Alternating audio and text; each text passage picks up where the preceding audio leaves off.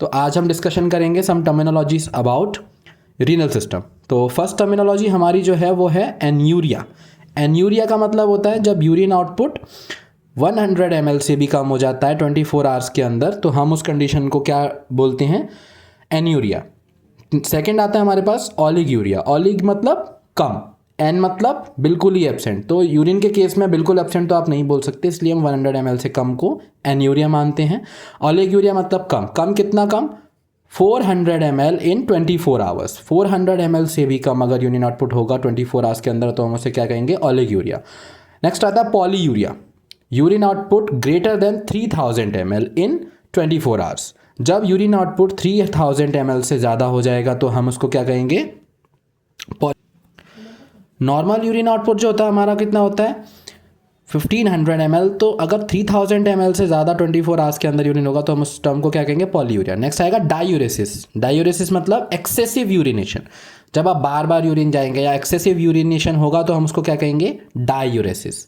Next आता है नॉक्चूरिया या फिर नॉक्चूर्नल डायूरेसिस। नॉक्चूरिया मतलब जब नाइट टाइम में आपको ज़्यादा यूरिन आए या फिर नाइट टाइम में आप यूरिन ज़्यादा जाते हैं तो हम उस कंडीशन को क्या कहते हैं, नॉक्चूरिया।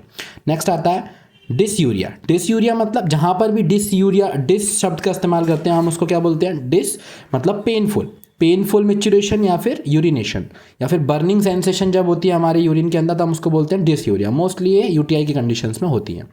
पायूरिया मतलब पस। पाए जहाँ पर भी वर्ड यूज होगा उसमें क्या मतलब लगाएंगे हम, पस। तो पायूरिया मतलब पस इन यूरिन। लिथ्यूरिया मतलब presence of stones with urine. मतलब अगर आपके स्टोन्स यूरिन के साथ निकल रहे हैं तो हम उस कंडीशन को क्या कहेंगे, lithuria. Next proteinuria, presence of protein with the urine. Protein urine के साथ आना प्रोटीन यूरिया कहलाएगा। हेमेच्यूरिया, हेम मतलब ब्लड, तो यूरिन के साथ ब्लड आना मतलब हेमेच्यूरिया। ग्लूकोज यूरिया मतलब यूरिन के साथ ग्लूकोज का आना, मोस्टली ये डायबिटीज़ के अंदर होता है। यूरिकोज यूरिया मतलब एक्सेसिव यूरिक एसिड अगर यूरिन के साथ आ रहा है। नॉर्मली तो यूरिक एसिड यूरिन के साथ तो आता है, बट अगर कुछ ज़्यादा ही एक्सेसिव अमाउंट में आ रहा है तो हम उसको क्या कहेंगे, यूरिकोज यूरिया। एजोटीमिया, एजोटीमिया मतलब जब नाइट्रोजिनस वेस्ट जैसे कि क्रिएटिनिन, सीरम एल्बुमिन और जो भी नाइट्रोजिनस वेस्ट सब्सटेंस होते हैं, यूरिक एसिड, यूरिया, ये सारे अगर ब्लड में बढ़ जाएं तो हम उस कंडीशन को क्या कहेंगे, azotaemia. Next uraemia, excessive urea in blood.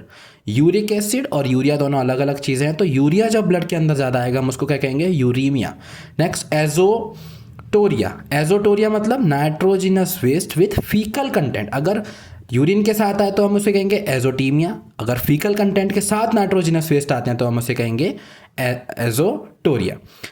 Next आता है न्यूमैच्यूरिया। न्यूमै मतलब जहाँ पर भी न्यूमै शब्द यूज होता है हम उसको क्या कहते हैं, गैस या फिर एयर।